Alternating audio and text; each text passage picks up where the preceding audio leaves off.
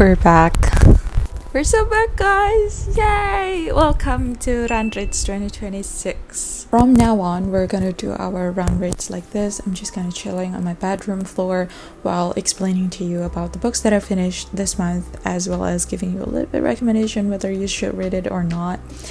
And I, at the same time, have a resolution to make my content a lot more various and also give you a little bit of a documentary about my day-to-day basis, which I have been wanting to do. It's just that I never know whether I should actually commit to it or not, but that's for later discussions. We're gonna make this recommendation video quick. I would love this video to be a little bit like, you know, so that you guys can relax after a tough week and just play a little bit of a random person telling you what books you should read next. Anyway, let's begin.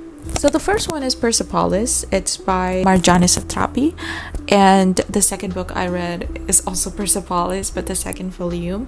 So Marjane Satrapi is, I think, is both the author and also the illustrator of the book. This book basically is the autobiography of Marjane, and the first volume focused on her growth from 9 of age to 15, whereas the second volume is 15 to above, or 23 if I'm not mistaken. So Marjane Satrapi is an Iranian girl who grew up under the regime before Ayatollah, which is the current regime. At the time, Shah regime was known to be this westernized version of Irania. And I absolutely love this book because it taught you about a history that I've never been to look into. So when I got into a time where I can actually see someone explaining to us about their history, about their story, I am so down for it. So when I got to see Satrapi and her work like this, and with her humor as well, I found it to be an ironic thing that us in general had wished for something better, and then that something better came, but then we wished for the previous thing to happen again. And I think that was what is highlighted from the shift from the government of Iranian at that time. In the first book, we are being introduced to the regime and the problem of Shah regime at that time and how everybody wants democracy, whereas in the second book we're focused more on the growth of Satrapi, especially how she navigated going into French schools and being an outcast and then trying to fit in her relationship as well.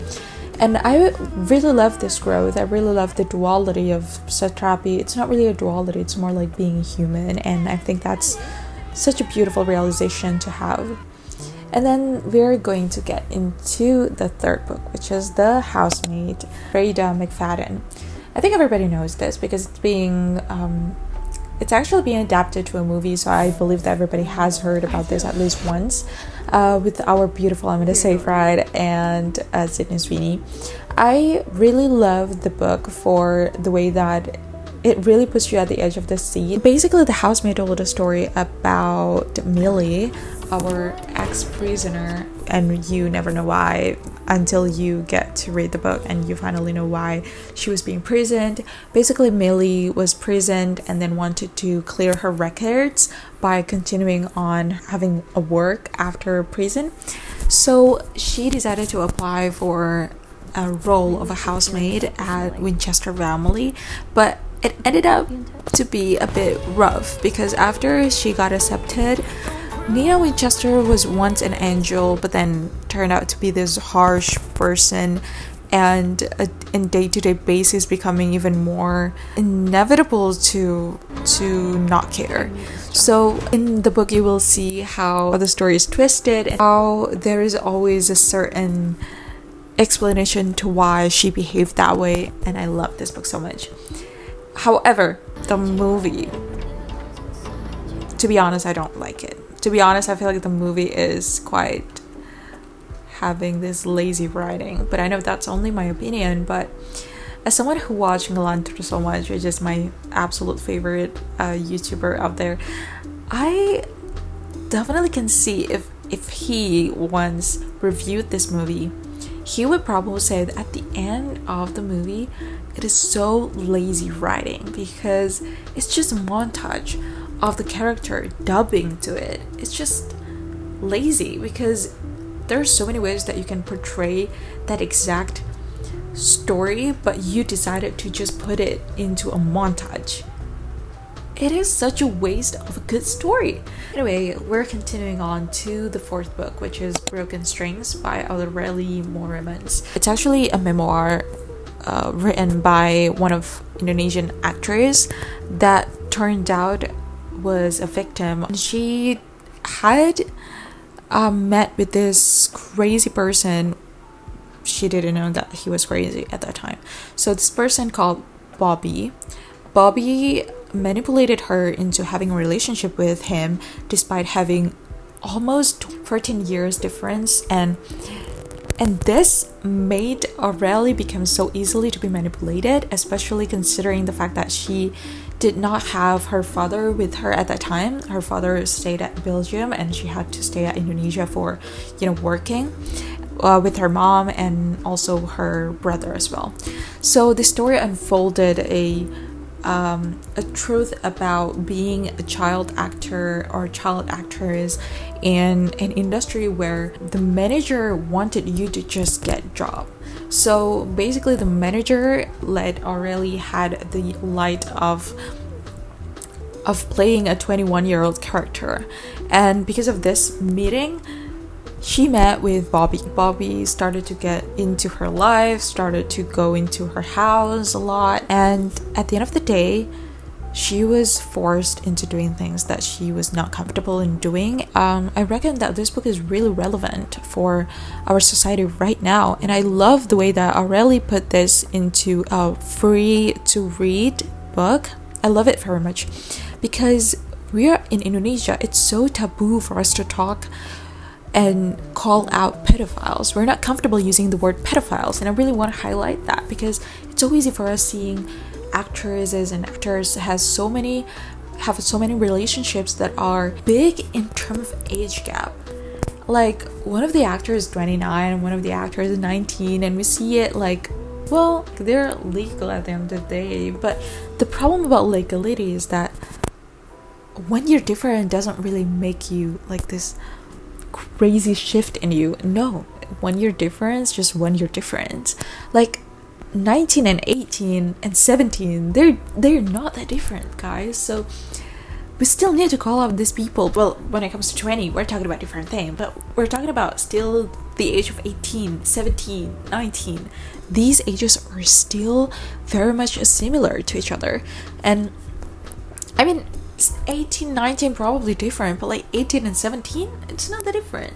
So we need to still call out these people for engaging in a relationship with people that are pretty much could be their child. And we always need to call out the older people, not the ones who are being drawn and manipulated into it, just the younger one. And I believe that this book is very relevant for you to read, but also at the same time, if you had some trauma regarding the same topic, then I really recommend you to not continue reading this. And the next book, which is the last book, is called Transcendent Kingdom by Yagyasi. If you're not familiar with Yagyasi, she wrote Homegoing. At least it's so familiar. Every single time I go to this bookstore, there will always be that book. Homegoing is a novel that follows the family lineage of two half-sisters. Afia, the first half-sister, is the Fanti wife of the British governor of the Cape Coast Castle, which is a slave castle that still stands in Cape Coast, Ghana. And then the second sister, Essie, is kept in the castle as a slave before being sent to America. So the novel kind of follows 250 or so years of history in both Ghana and America. Transcendent Kingdom told a story about our main character. Griffey is a neuroscientist, a PhD student, neuroscientist, and she decided to do a study and reward system type thing. But the story is not about that. The story is about her growth, and the story is about her family, her feelings toward losing people, the grief, especially because she was left by her brother due to overdose, and also losing her mom, as her mom fell into depression. So this book is quite heavy, to be honest, but also very true in terms of how grief can make you feel. I mean, I haven't really had that experience, and I don't want to have that experience now, but I mean, it's inevitable, right, to have grief at the end of the day.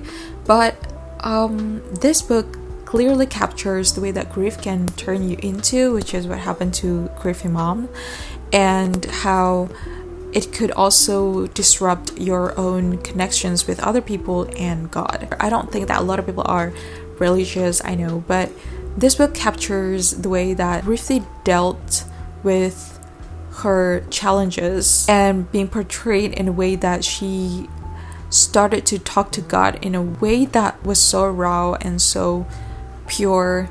It was so beautiful. I mean, I think everybody's connections to God is different, but Griffith's connection after losing that much people in her life, it's impeccable. I mean, to know that someone still have that courage to believe in something is beautiful.